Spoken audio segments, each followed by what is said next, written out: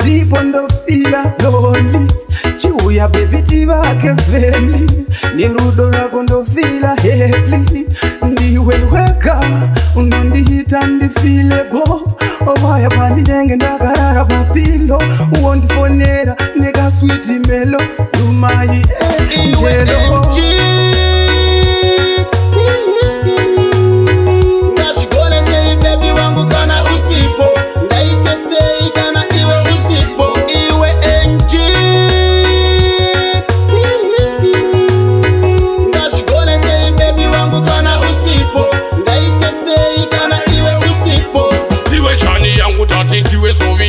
Moyo nemupfungwa wakatora zvese zvangu, saka ndiwe wangu kachidoko hori, saka ndiwe wangu mushonga wemavende. Unouya kuhope wotsangu ndirere, uchiuya mupfungwa wotsangu ndimire. Ndega pepi hazvindifambire, dai uri mumwe wauya upechu. Iwe Angie,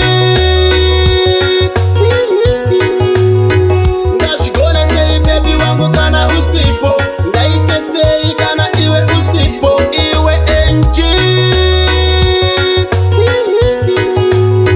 ndazvigona sei baby wangu kana usipo, ndaite sei kana iwe usipo. Ndakuita kamba moyo za Stevie Biko, mumoyo mangu haubude baby maya chiko. Ngara wanditemba, zvese ndichaita, zvinodhura zvese nemadeta. So dreams come true, so mine shall do. Ndoda tigoenda kure newe tiri two.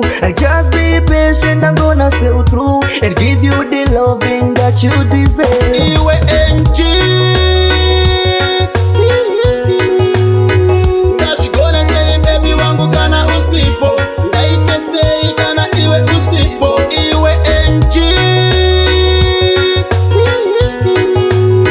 ndazvigona sei baby wangu kana usipo, ndaite sei kana iwe usipo. Ndingaite sei, ndingaite sei, ndingaite sei, iwewe usipo. Ndingaita sei, ndingaita sei, ndingaita sei kana iwe usipo. Ndingaita sei, ndingaita sei, ndingaita sei kana iwe usipo. Iwe